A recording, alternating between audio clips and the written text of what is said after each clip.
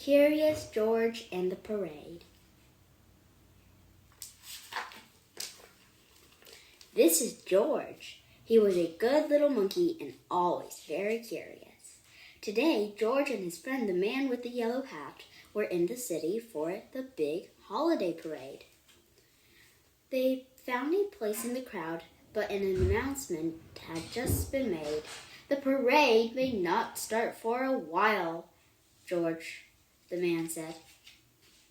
The wind is too strong for the big balloons. Let's go in this department store while we wait.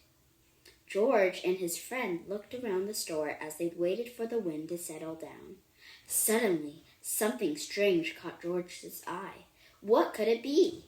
He was curious. That made George hungry. It had been a long time since breakfast. Now he could think only of finding a snack. Why, here was a treat just like what he ate in the jungle. Fresh nuts right off the tree. George was lucky to be a monkey. He simply climbed out the window and jumped into the tree. Then he pulled and pulled, but the nuts would not come off the tree. They were not so fresh after all. In fact, they were not even real. But George did not know that. He pulled harder and harder. The tree began to sway. Suddenly, there was a loud snap, then crash! Down came the tree, down came George, and down came all the nuts. Luckily, George was not hurt, but still he did not have a snack. He raced after the nuts. He chased them around the elephant and under the clown, then in and out of the band's straight rows. My perfect rose, the band leader cried. You've ruined my perfect rose. The bandler raced after George. He chased him down the street and around the corner, but he was not quick enough. Where was George? Soon the bandler tried searching and went back to the straightening his rose. He did not know where the little monkey had gone.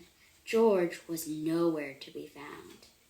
George was not sure where he had gone either, and the nuts were nowhere to be found. After all that, George had lost his snack. After all that, George had lost his way. Now, how would he get back to the department store and get back to the man with the yellow hat? Just then, a bus was stopping at the corner. George liked to ride the bus. Maybe I could take him back to his friend. Quickly, he hopped on the bus, and away they went. From his seat up on top, George could see everything. The bus rounded a corner. Here was something familiar. But something was wrong. 2 balloons had drifted off course. The ropes were tangled. The parade helpers were trying to fix them, and a crowd gathered to watch. As the bus came to a stop, someone yelled, Catch that monkey! He's ruined our parade. It was the band leader, and he was pointing right at George. George did not want to be caught, but there was no way for him to get down. There was only one way to go. George grabbed a rope and went up. Up, up he climbed, higher and higher. He was a little frightened, but he held on tight. Then he heard someone call, George! It was the man with the yellow hat. George was happy to find his friend. The man was happy too. George swung from one rope to another.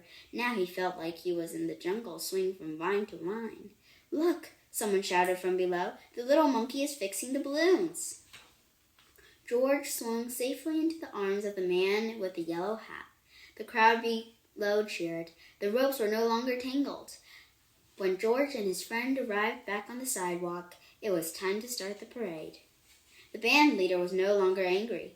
George was a hero. Even the mayor came to meet George.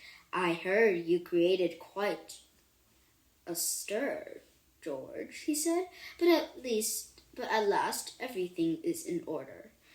Would you like to ride with me in the parade?